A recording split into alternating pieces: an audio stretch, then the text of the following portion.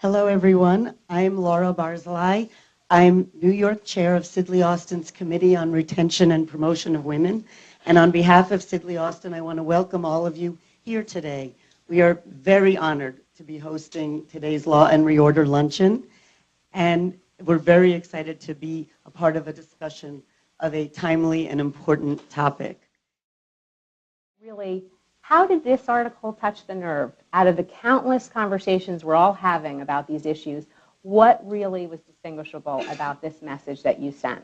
I caught a generational wave. And it's not, I knew I was doing that because I knew my students were saying, you must write this article. My peers were saying, you can't write this article. So I knew that we were in a moment. But I want to stick with some of the anger that, certainly touched a nerve in terms of this article. And another piece of it was the article title, which was very inflammatory, Why Women Still Can't Have It All. And a lot of the anger is, why are we even framing the conversation in this way? So could you talk a little bit about how you have evolved on that topic and what your former thoughts were and what your current thoughts are on it? Yeah. Women can't have it all, ... yet. That's what I wanted to call it. Because I thought what I was saying is, we still haven't made all the changes we need to make. Because I thought still indicates we just got more change to come. It never occurred to me that still would be read as, no matter what you do, women can't have it all. And that, of course, is how many people read it, but I feel continually misunderstood. If you just read the title, you think I said something very differently than I said. And I want to start with the notion of engaging men in the conversation. I don't think we've achieved that yet, because among 200 people in the room, I'm thinking, I think I only see 3 men. One is my father and one's my uncle. So. Okay.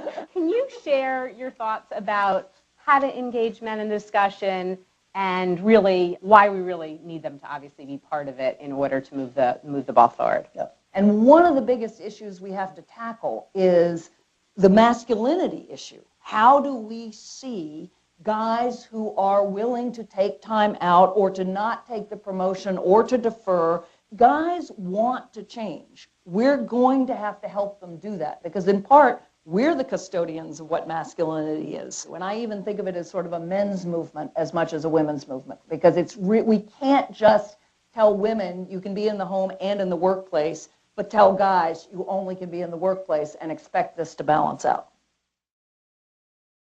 Talk about some really concrete examples that you have about how to change the dynamic in existing workplaces. On-site daycare makes a very big difference.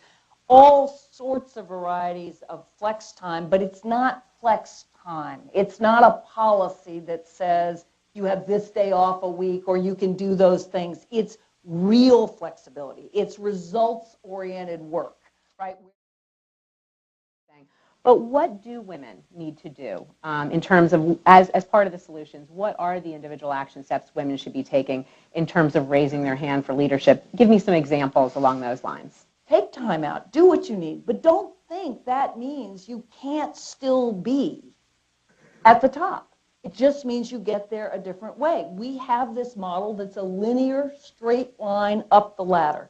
That model's breaking down all over the place. So it's really rethinking the whole arc of a career, the nature of a profession, and not thinking, well, I didn't make this choice, so I guess I'm out of the game.